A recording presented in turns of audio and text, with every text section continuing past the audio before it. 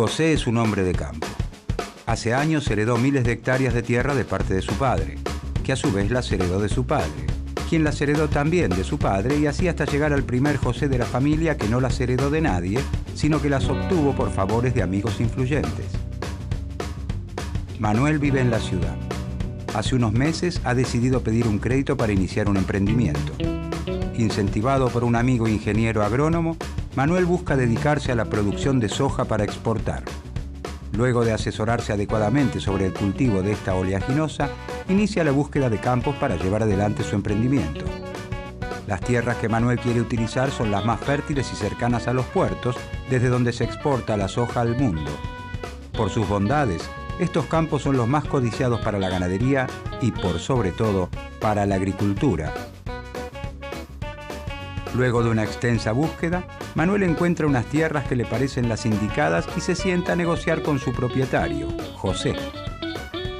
¿Serán beneficiosas para Manuel las condiciones que exige José para arrendarle su campo?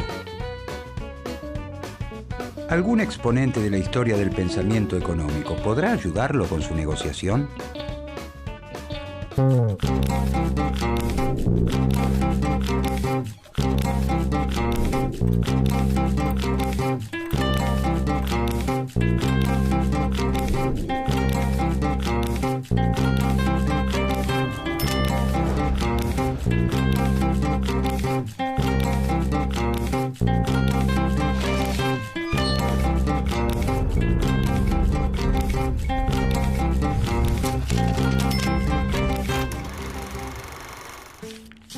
La revolución que trae la consolidación del capitalismo industrial tiene un testigo clave y muy lúcido: David Ricardo.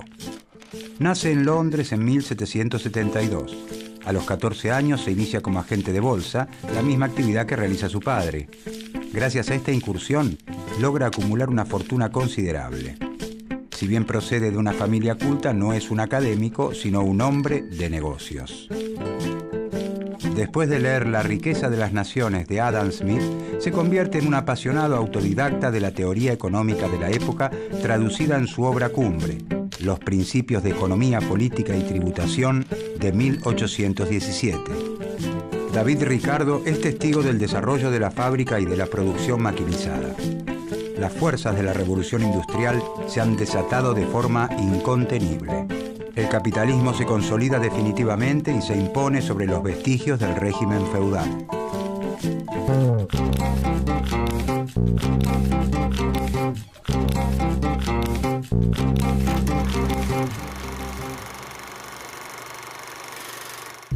Con anterioridad a la revolución industrial, Inglaterra es una nación fundamentalmente agrícola. Allí todo se hace a mano. La tierra se cultiva a mano y a mano se fabrican las herramientas para cultivarla. La manufactura domina el campo y las ciudades. Hacia fines del siglo XVIII estalla la revolución industrial con epicentro en Inglaterra y desde allí se difunde hacia el resto de Europa occidental. El cambio en la técnica productiva que la caracteriza genera un gran impacto en la sociedad hasta entonces conocida, no solo en el nivel de producción alcanzado, sino también en las relaciones que establecen los hombres y las mujeres al desarrollar su actividad. Los cambios más importantes que se producen se vinculan con una innovación en la fuerza motriz utilizada. En 1769 se inventa la máquina a vapor y el mundo ya no volverá a ser el mismo. La máquina a vapor permite alcanzar niveles de energía y producción muy superiores a los conocidos. Esta se construye con hierro, y para fundir el hierro se utiliza carbón. De este modo, la nueva industria pasa a basarse en gran medida en el uso combinado del carbón, el hierro y el vapor. La manufactura, que se basa fundamentalmente en la reunión de trabajadores bajo un mismo techo y en la división de sus tareas, es desplazada por la gran industria. Las viejas herramientas manuales comienzan a ser suplantadas por la maquinaria. El sistema capitalista llega hacia su madurez. Se expande el comercio de ultramar y se abren mercados en otros continentes. Inglaterra obtiene grandes ganancias y la acumulación de capitales en manos de sus mercaderes constituye una fuente de recursos que alimentará el gran salto de la industria. Este impulso productivo necesita de manos laboriosas que transformen las materias primas en productos finales.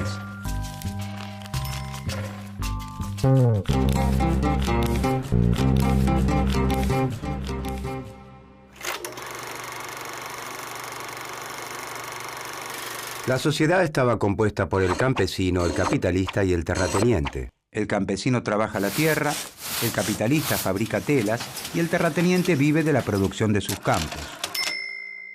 Entre 1760 y 1840, el Estado inglés dicta las actas de cercamiento, que hacen obligatorio el cercamiento de las tierras. El campesino que vive por entonces en terrenos comunales, en los que goza de derechos de pastura y recolección de leña y caza, debe abandonarlos. La misma suerte corren otros pequeños productores que no disponen de los recursos necesarios para cumplir con la ley. Todos ellos son expulsados a las ciudades. El terrateniente implementa las nuevas técnicas de cultivo que generan el aumento de la producción agrícola. Esto le permite prescindir de una gran cantidad de trabajadores en sus campos y abaratar sus costos. Además, con el gran crecimiento en la producción y exportación de textiles de lana, el terrateniente comienza a reemplazar parte de los cultivos por ganadería, actividad que también requiere una menor cantidad de trabajadores. La gran expulsión de campesinos y artesanos empobrecidos de las aldeas da nacimiento a una masa de hombres y mujeres que no dispone de tierras ni de maquinaria. Solo cuentan con su capacidad de trabajo y necesitan venderla para su subsistencia y la de sus familias. De esta manera, se incrementa la disponibilidad de mano de obra para la industria y los servicios. El capitalista se ve favorecido por la gran masa de hombres y mujeres que ofrecen su fuerza de trabajo para subsistir y por la expansión de los mercados. El campesino pasa a trabajar en la fábrica del capitalista. Como el salario que recibe por su fuerza de trabajo no alcanza para la subsistencia de su familia, la mujer y los hijos del campesino también se emplean en la fábrica. El aumento de la producción, ya que se incorporan mano de obra y de nuevas maquinarias, le permite al capitalista expandir sus mercados y acumular capitales. La gran industria modifica también las relaciones sociales de producción. Las máquinas marcan los ritmos de trabajo y esto genera una tarea más parcializada y repetitiva. El campesino y su prole, que ahora trabaja como operaria de una fábrica, pierden de vista el producto final de su trabajo. Se convierten en un engranaje más del sistema. El capitalismo comienza a mostrar su lado más oscuro. Los hombres, mujeres y niños empleados en las fábricas viven en condiciones de miseria extrema, carecen de una legislación laboral que los proteja, trabajan por extensas jornadas y sin las condiciones de higiene mínimas.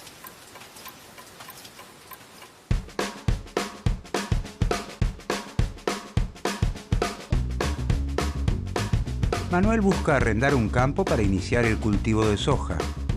Por eso se sienta a negociar con José. José tiene varias opciones para arrendar sus tierras a productores agropecuarios, por lo que decide sentarse a escuchar la mejor oferta.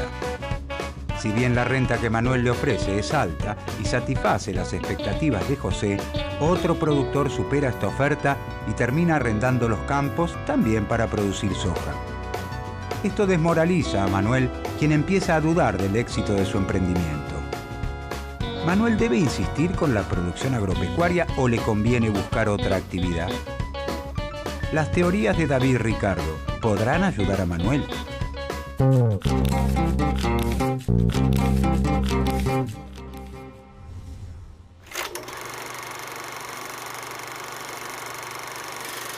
David Ricardo retoma una crucial pregunta planteada por Adam Smith. ¿Por qué los precios son lo que son? Para responder a este interrogante, Ricardo reconoce dos fuentes del valor de los bienes. Por un lado, el trabajo necesario para su producción y por el otro, la escasez o la relación entre la oferta y la demanda. Mientras Smith desestima la ley del valor trabajo, Ricardo dice que el valor del grueso de las mercancías depende de la cantidad de trabajo que se necesita para producirlas. Así, entonces, el precio de un bien está determinado por el trabajo que costó producirlo, pero también por lo difícil que sea conseguirlo. La mayor parte de las mercancías que conocemos se pueden reproducir a gusto. El fabricante de ropa, por ejemplo, puede llevar al mercado tantas prendas como desee. Basta con que adquiera las materias primas y contrate a los trabajadores necesarios. El valor de estas mercancías y el de todas las otras que se puedan reproducir sin problemas depende de la cantidad de trabajo que se necesita para producirlas. Cuanto más trabajo requieren, mayor es su precio. En estas mercancías, las fuerzas del mercado pueden hacer subir o bajar el precio de su valor natural determinado por el trabajo incorporado, aunque solo temporalmente. El precio está regido por el trabajo incorporado. Pero existen otras mercancías que tienen características diferentes. No pueden reproducirse fácilmente o no pueden reproducirse en absoluto. Si una partida especial de vinos Merlot cosecha 1983 de la región de Burdeos en Francia es de 3 botellas y son 9 los amantes del buen vino que quieren comprarlas, los demandantes competirán por quedarse con la preciada bebida y harán subir el precio hasta valores que pueden no tener ninguna relación con el trabajo que requiere su elaboración. En este tipo de bienes, el valor se determina por la escasez. Su valor es totalmente independiente de la cantidad de trabajo necesario para producirlos. Pero estos son solo una pequeña parte del conjunto de bienes que se intercambian diariamente en el mercado.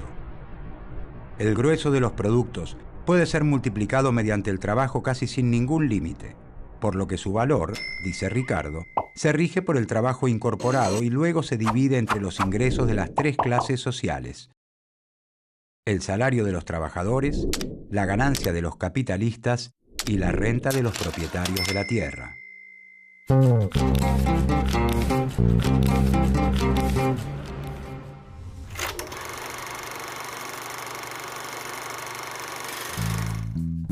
Los debates sobre la distribución del ingreso son frecuentes y fundamentales en nuestra sociedad.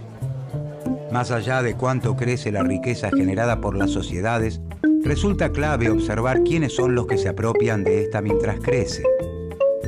¿Qué porción reciben los trabajadores? ¿Cuánto los capitalistas?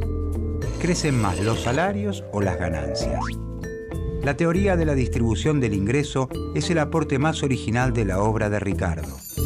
Para llegar a ella, utiliza la clasificación de clases introducida por Smith: renta del terrateniente, beneficio del capitalista y salario del trabajador. A Ricardo le interesa fundamentalmente conocer la evolución de estos ingresos en el tiempo a medida que aumenta la población y, en consecuencia, el consumo.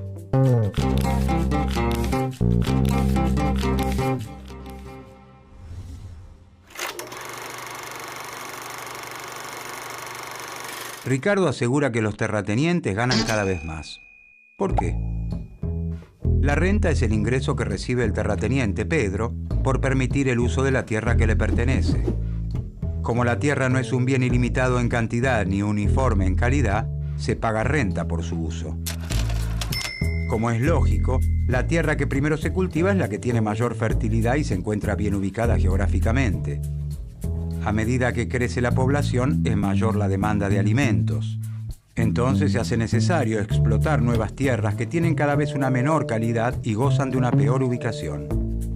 Supongamos que, en la primera tierra que entra en producción, la más fértil, producir 1 tonelada de trigo requiere 15 horas de trabajo. Esta tonelada de trigo tendrá un valor equivalente a 15 horas de trabajo. Cuando se recurre a tierras de menor calidad o peor ubicadas que demandan mayor trabajo, deben emplearse 20 horas para producir 1 tonelada de trigo. Entonces el valor del trigo aumenta. Se cambiará ahora por mercancías que implican 20 horas de trabajo. El precio del trigo se determina por la cantidad de trabajo requerido en las tierras menos fértiles, ya que de otro modo estas parcelas no se explotarían. Sin embargo, esto afecta también al trigo producido en las mejores tierras, que aún requieren 15 horas de trabajo. El dueño de las mejores tierras en las que se puede producir en 15 horas recibirá un extra de 5 horas de trabajo, dado que el precio será el correspondiente a 20 horas. Esta es la renta diferencial de la tierra. El beneficio extraordinario siempre queda en manos del terrateniente y no del capitalista, que realiza las inversiones en galpones, abonos, cercas y muros necesarios para poner la tierra en producción. Los capitalistas compiten entre sí y el que se beneficia de esta competencia es el terrateniente.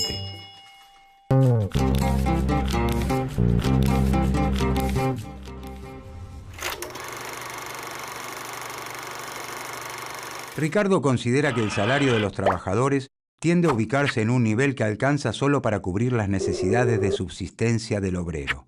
Ni más ni menos. Este mínimo de subsistencia depende del precio de los alimentos, de los otros productos necesarios para vivir y de las comodidades para el sostén del trabajador y su familia. Es decir, depende de la idiosincrasia de un país y de su grado de desarrollo, por lo que es más elevado en Inglaterra que en India o México. Según Ricardo, los salarios pueden elevarse transitoriamente por encima de este mínimo, pero esta situación no puede prolongarse. La mejora del nivel de vida de los obreros originaría nuevos nacimientos, lo que aumentaría la competencia entre los trabajadores, reduciendo el salario. En este momento histórico, Carlos, que es obrero, debe gastar la mayor parte de su salario en alimentos. Por lo tanto, el precio del trigo es un determinante central del salario. Cuando crece la población y por lo tanto la necesidad de alimentos, es preciso explotar tierras cada vez menos fértiles. Para que esto ocurra, debe crecer el precio del trigo y en consecuencia los salarios. De otra manera, los trabajadores no lograrían subsistir y los capitalistas no encontrarían quienes trabajasen en sus fábricas. ¿Pero es este salario realmente mayor? ¿Puede el operario comprarse ropa nueva o cenar con vino? Con ese salario mayor, los trabajadores podrán comprar la misma cantidad de alimentos que antes. Su situación no mejora ya que su salario real no se modifica.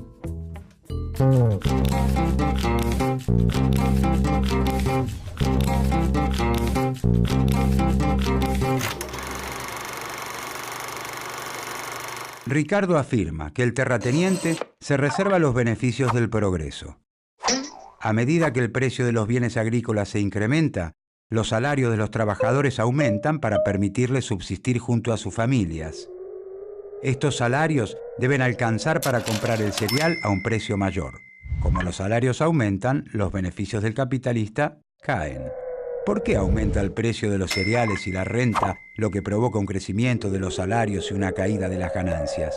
Ricardo adjudica este fenómeno a las barreras proteccionistas a la importación de cereales, que permiten mantener alta la renta de la tierra y afectan a los poderosos industriales ingleses. Siempre que esté prohibido importar trigo de otros países, la necesidad de cultivar tierras de peor calidad llevará al aumento del precio del trigo. Esto beneficia a los propietarios de las tierras y perjudica al resto de la sociedad. Ricardo se opone al poder de los terratenientes y afirma que sus intereses están en oposición al interés general de la sociedad. Como remedio contra el aumento de la renta, propone el libre cambio, que en lugar de cultivar las tierras viejas, estrechas y gastadas de Inglaterra, se importen cereales provenientes de las tierras jóvenes e intactas del Nuevo Mundo, que producen a menor costo, como Argentina. Luego de una larga batalla por el libre cambio, la burguesía vence. Logra la abolición de las leyes sobre el trigo. La reforma realizada por el Parlamento inglés en 1831, que anula el impuesto aduanero sobre la importación de granos, significa la victoria de los capitalistas industriales sobre la aristocracia terrateniente inglesa.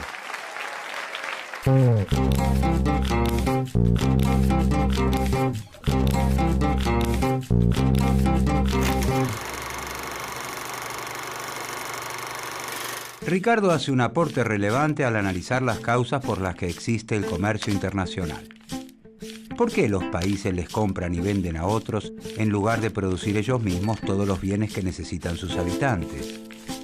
Esto se debe a que las naciones cuentan con distintas ventajas para la elaboración de bienes diversos. Si existe libre cambio, es decir, si no hay impuestos y barreras a la importación y exportación, cada país, dice Ricardo, se dedica a aquellas actividades que son más beneficiosas para él. La Argentina de entonces, por ejemplo, se dedica a la producción de bienes primarios para exportación e importa productos industrializados. Inglaterra vendría a ser el taller, Argentina la granja. La inserción internacional de nuestro país lo lleva a explotar sus ventajas comparativas naturales para responder a las necesidades de la metrópoli. Dada la extensión del territorio, su escasa población y el clima adecuado en la región próxima a los puertos, se desarrolla fácilmente la cría de ganado y se extiende el cultivo de cereales. Así, hacia la segunda mitad del siglo XIX, Argentina se incorpora al comercio mundial como un importante exportador de alimentos y materias primas agropecuarias en un modelo de desarrollo conocido como modelo agroexportador. Las obras de infraestructura necesarias para poder sostener este modelo, como los puertos y los ferrocarriles, se realizan con préstamos e inversiones extranjeras, mientras que se importan los insumos industriales y distintos bienes de consumo popular que no se producen en el país. Inglaterra, potencia hegemónica de entonces, se constituye en el principal mercado para nuestras exportaciones y en la principal fuente de financiamiento externo y de inversiones. Ellos logran impulsar su proceso de industrialización gracias a nuestro aporte de materias primas y alimentos baratos. La teoría de Ricardo justifica esta división internacional del trabajo y asegura que garantiza el mayor bienestar para todos. ¿A qué se refiere Ricardo con las ventajas comparativas? Aunque un país sea el más eficiente del mundo en la producción de distintos bienes, ¿le conviene especializarse en la producción de aquellos que elabora relativamente mejor e importar el resto de los productos? De modo que el comercio sea posible, comenta Ricardo, la ventaja de dos países debe encontrarse en bienes distintos. Si para ambos países fuera más fácil producir cereales que tejidos, el intercambio no existiría. No les convendría especializarse en ninguno de los dos bienes. Ricardo dice que la especialización de Argentina en trigo y la de Inglaterra en tejidos beneficia a ambos. Tanto Inglaterra como Argentina ganan con el comercio si se dedican a aquellos bienes en los que son más eficientes. ¿Por qué? Si Inglaterra produce tejidos y los exporta e importa trigo de Argentina, obtiene más tejidos y más trigo de los que obtendría si produjera ambos bienes.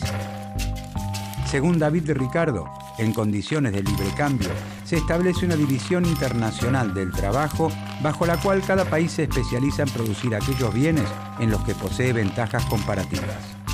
A Argentina le conviene entonces dedicarse a la producción de bienes agropecuarios, que es la actividad que realiza en forma relativamente más eficiente, e importar del resto de los países los demás bienes.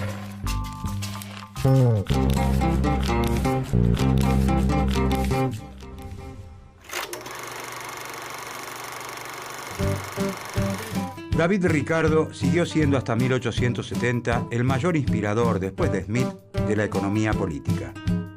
La ley del valor trabajo fue inmediatamente sometida a discusión. De la teoría de Ricardo se derivó una oposición objetiva de intereses entre los trabajadores y los capitalistas que explicaba la lucha de clases. La teoría del valor parecía implicar que el trabajo era la única fuente del valor, por lo que demostraría la explotación del trabajo. También introdujo un conflicto distributivo objetivo. En la sociedad capitalista, todo aumento en los salarios produce una caída en la ganancia a menos que se incremente la productividad.